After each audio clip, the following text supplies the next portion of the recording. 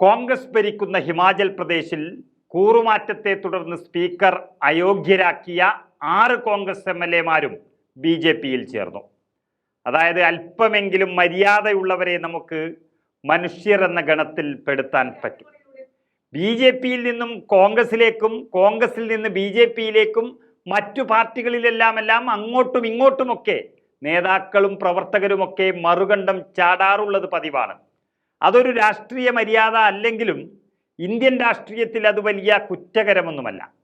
എന്നാൽ ഒരു സംസ്ഥാനത്തിൻ്റെ ഭരണത്തെ മുഴുവൻ അസ്ഥിരപ്പെടുത്തിക്കൊണ്ട് തെരഞ്ഞെടുപ്പ് നടത്താനുള്ള വലിയ ബാധ്യത സർക്കാരിൽ വരുത്തിവെച്ചുകൊണ്ട് രാഷ്ട്രീയത്തിന് അപമാനമായി മാറിയ ഈ 6 നപുംസകങ്ങളെ മാലയിട്ട് സ്വീകരിച്ചിരിക്കുകയാണ് BJP. BJP-യുടെ അധപ്പതനം എത്രത്തോളമുണ്ട് എന്ന് നമുക്ക് ഓർക്കാം. ജനാധിപത്യത്തെ തകർക്കാൻ ശ്രമിച്ച 6 തമ്മാടികളാണവർ. ഇന്ന് ജനാധിപത്യത്തെ നോക്കി പരിഹസിക്കുന്ന ഇവർ ജനങ്ങളെ നോക്കി കൈവീശി കാണിക്കുകയാണ്. രാജ്യസഭാ തെരഞ്ഞെടുപ്പിൽ BJP-ക്ക് അനുകൂലമായി വോട്ട് ചെയ്ത 6 മുൻ കോൺഗ്രസ് MLA-മാരാണ് കേന്ദ്രമന്ത്രി അനുരാഗ് ഠാക്കൂറിൻ്റെ സാന്നിധ്യത്തിൽ BJP അംഗത്വം സ്വീകരിച്ചത്. ഇന്ദർദത്ത് ലഖൻപാൽ, ദേവീന്ദർ കുമാർ ബൂട്ടോ, രജീന്ദർ റാണ, രവി ഠാക്കൂർ, ചൈതന്യ ശർമ്മ, സുധീർ ശർമ്മ എന്നീ കോൺഗ്രസ് MLA-മാരാണ് BJP-യിൽ ചേർന്നത്. കോൺഗ്രസ് MLA-മാർ അയോഗ്യരാക്കപ്പെട്ടതിനെ തുടർന്ന് 6 മണ്ഡലങ്ങളിലും ഉപതെരഞ്ഞെടുപ്പ് നടക്കുകയാണ്. ജൂൺ 1-ാം തീയതിയാണ് ഇവിടെ ഉപതെരഞ്ഞെടുപ്പ് നടക്കുക.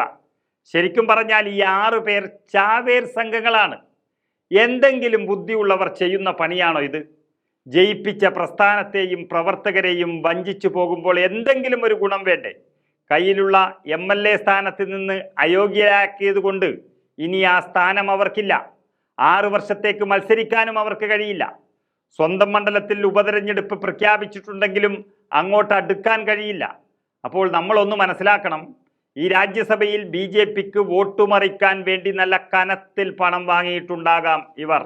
അല്ലെങ്കിൽ ഇത്രയും വലിയ വിഡ്ഢിത്തം ആരെങ്കിലും ചെയ്യില്ല.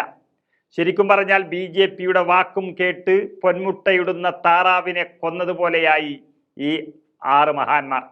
അല്ലെങ്കിൽ സ്വന്തം മണ്ഡലത്തിലെ ജനങ്ങളേൽപ്പിച്ച കർത്തവ്യം പോലും നിറവേറ്റാൻ കഴിയാതെ അതിനു പകരം നക്കാപ്പിച്ചയ്ക്ക് വേണ്ടി പാർട്ടിയെയും ജനങ്ങളെയും വഞ്ചിച്ചു പോയ ഈ തമ്മാടികൾ ഇനി തെരഞ്ഞെടുത്തതും തമ്മാടിക്കുഴി തന്നെയാണ്.